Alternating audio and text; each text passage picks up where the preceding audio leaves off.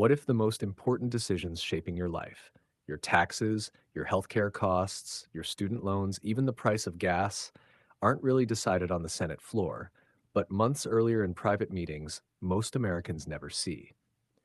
In the United States, lobbying is not illegal. It's structured, regulated, and protected under the right to petition the government. Corporations, labor unions, tech giants, pharmaceutical companies, defense contractors, environmental groups, they all hire professional lobbyists. These lobbyists meet directly with members of Congress, their staff, and regulatory agencies. They bring research papers, draft bill language, economic forecasts, and sometimes millions in campaign donations backing their agenda. On paper, this is democracy in action. Every group has a voice.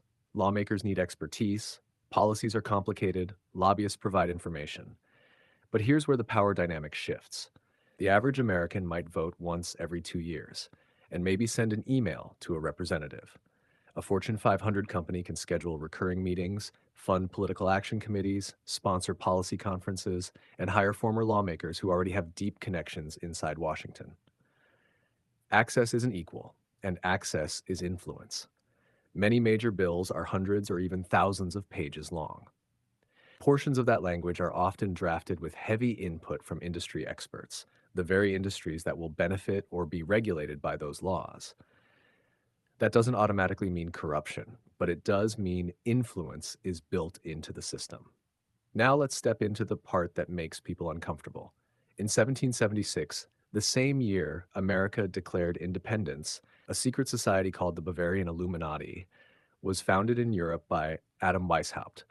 Historically, it was short lived. It was banned and dissolved within a decade. Officially, that's where the story ends. But culturally, that's where the myth begins. Over the past century, Illuminati has become a symbol, not necessarily of that original group, but of the idea that a hidden network of elites coordinates global power. Presidents change, parties flip. Yet certain financial structures, trade systems, intelligence alliances, and monetary policies remain remarkably stable. To conspiracy believers, that stability doesn't look accidental, it looks orchestrated. Consider a few patterns that fuel suspicion. Major corporations often donate to both Democrats and Republicans. Former senators and representatives frequently become high paid lobbyists after leaving office. Large financial institutions receive bailouts during crises while small businesses collapse. Global organizations and policy forums bring together political leaders, billionaires, and CEOs behind closed doors. None of this proves a secret cult exists, but it creates the perception of a tightly connected elite class, one that operates beyond everyday public scrutiny, and perception matters. When ordinary citizens feel like their vote has less impact than a corporate checkbook, trust erodes. When legislation appears to favor insiders, people start asking whether there's an invisible layer of governance above the visible one. Is there credible evidence of a literal, all powerful Illuminati controlling America? No verified proof supports that claim.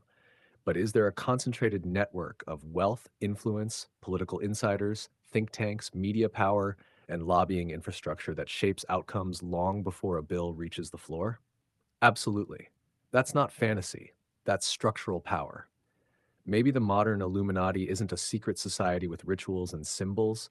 Maybe it's something more subtle, a revolving door between Wall Street and Washington, a funding system where campaigns cost billions, a policy ecosystem where those who can afford access help write the rules. The real tension in America isn't between red and blue, it's between visibility and influence. Democracy promises representation, lobbying institutionalizes influence. The question is whether the balance still serves the public or whether power quietly compounds at the top. So, here's the bigger question for you. Do you believe lobbying is simply organized free speech? Or do you think it creates a system where wealth amplifies certain voices so loudly that others fade into the background? Drop your perspective below. If you want deeper breakdowns on how influence, power networks, and political systems actually operate in America, follow and share, because understanding the system is the first step to questioning it.